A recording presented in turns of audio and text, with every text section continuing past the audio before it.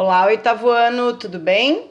Bem-vindos à nossa aula de número 42. Estamos na apostila 3, capítulo 5, corrigindo os exercícios da página 28, 30 e 31. Então, para começar sempre o capítulo, a apostila traz para vocês a leitura de infográfico. Então, aqui a gente tem cogumelos, aqui a gente tem bactérias, aqui a gente tem algas unicelulares, aqui a gente tem protozoários, aqui a gente tem vírus, aqui a gente tem um primata, um animal, e aqui a gente tem uma flor do reino plant. E daí era para você olhar todas essas imagens, analisar o que elas têm de comum, o que elas têm de diferente, e daí dizer que houve uma necessidade de agrupar os seres vivos. A gente já conversou na aula passada a respeito de pendurar meia no cabide, né? Que você usa critérios para guardar as suas roupas. Então, pelo mesmo motivo, os cientistas resolveram organizar. Você consegue criar critérios para organizar esses seres? Quais esses critérios que seriam usados por você? Então, eu consigo organizar assim, olhando de imediato, porque eu faço lição que nem vocês, né? Então, eu conseguiria organizar pela estrutura celular, tem vários, tem vários. Pela localização, no mato, em algum lugar, na água, em algum lugar, no mato. E pela reprodução, sexuada, assexuada. Esses critérios que você falou são critérios novos que você inventou ou são critérios que já foram usados por outros cientistas? Os que eu citei já foram usados, porque eu, como estudei ciência, já tenho isso meio que condicionado no meu cérebro, né? Lá na página 30, você tinha que fazer essa questão aqui, começavam, né, as atividades, e daí era para você dizer, para você considerar o organismo da mesma espécie, que a gente já cansou de falar isso 1 milhão de vezes. Qual é o conceito de espécie? É a resposta do negócio. Então, se você prestar atenção na minha aula, se você souber aquela frasezinha da aula do cavalo, da égua e do burro, você consegue responder. Seres semelhantes entre si, capazes de se reproduzir e produzir descendentes férteis. A palavra mais importante da frase toda é o fértil, porque se o descendente não for fértil, é um híbrido, e daí pode ter sido de espécies diferentes. Não necessariamente, mas pode ser. Na questão 2, quando a gente fala de Aedes aegypti, que é um inseto, esse inseto ele é um vetor, esse vetor transmite em várias doenças.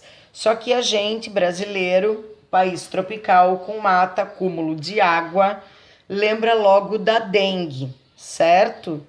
Essa doença, esse mosquito e esse vírus que carrega o mosquito já tinham sido descritos por Linneu em 1762. Nós estamos em 2020, são 258 anos sem conseguir fazer com que o mosquito entre em extinção. A gente não consegue interromper o ciclo de vida do mosquito porque as pessoas deixam água parada. É uma questão de saúde pública, certo? Sabendo dessa situação toda, explique qual é a importância de classificar, da taxonomia, fornecer o nome do inseto para investigação científica. Porque, por exemplo, nesse texto, a menina foi observar o mosquito na mata. Aí lá na mata ela ficou nervosa porque ela não conseguia identificar direito qual era o mosquito. Só que a identificação correta e específica é feita por biólogo em laboratório com um monte de equipamento. O que você consegue identificar olhando a olho nu rapidinho é o gênero. A espécie é muito mais específica. Mas o do Aedes aegypti, ele está vestido como um bandido. Ele tem listinhas nas patinhas. Então você consegue observar quando ele pousa para te picar, que se ele for listadinho, você desce já o cacete nele e mata esse desgraçado, porque além da coceira, ele também transmite outras doenças se for um mosquito infectado. Se for um mosquito sem o vírus, não acontece nada, tá? No exercício 3 era mais para pesquisa, para curiosidade, né?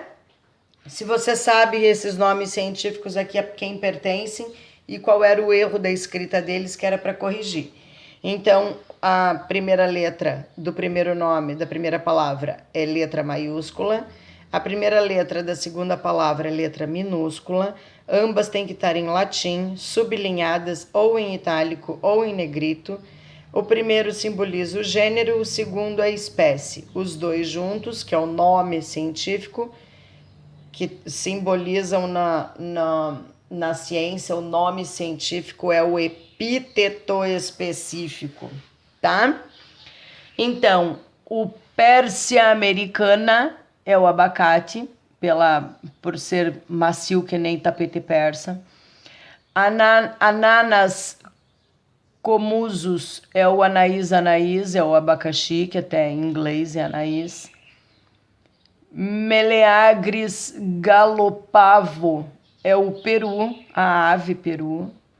Solanum lycopersicum é o tomate. E o Oryza sativa é o arroz. Eu sei mais alguns, porque eu trabalhei em zoológico, né? Eu trabalhava na área de educação ambiental, então, como a gente fazia trilha interpretativa com as crianças, tem alguns que eu sei. Por exemplo, Araucária angustifolia é o pinheiro do Paraná, que é o símbolo do meu estado natal. Panthera pardus é a onça parda, também conhecida como lince, tá? Como lince não, como jaguar, desculpa. Panthera onca é a onça pintada. E Panthera leo é o leão. Depois tem os cavalos. Equus ferrus é o cavalo. Equus asinus é o jumento. E Equus cabalus é o burro, que é a variação do cavalo do ferrus é o africano. Então, em latim, Equus é cavalo. Aí, outro que era por curiosidade que a gente sabia lá no zoológico é do Hippopotamus amphibius. Pelo próprio nome já dá para saber, né? Hippopotamus amphibius é o hipopótamo. Hippo é embaixo. Popótamos é rio em latim. E anfíbios, anfi é dois, bio é vida. Vive embaixo da água do rio, tem duas vidas. Pensa que doido. No exercício 4 tinha um texto, um poema do Vinícius de Moraes, um trecho do poema, né? E era para vocês verem se existia classificação e se você conseguiria classificar com outros critérios, igual lá da entrada do capítulo. Então, na letra A, ele organiza aqui brancas, azuis, amarelas, pretas, brincam na luz. E as belas borboletas brancas, são alegres e francas. As borboletas azuis gostam muito de luz. As amarelinhas, elas já são bonitinhas. As pretas, então, ó, que escuridão. Então, aqui já dá para saber crepúsculo, diurno e noturno, comportamento diurno e noturno, dá para separar por cores, dá para separar pela felicidade das borboletinhas, que umas são alegres, as outras são escuras, né? Escuras e obscuras. Então, aqui ele usou o critério de cor.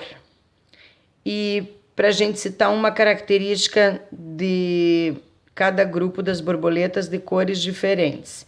Se você tivesse que classificar as borboletas citadas no poema, daí um é na luz e outro é na escuridão, né? Cor, luz e beleza.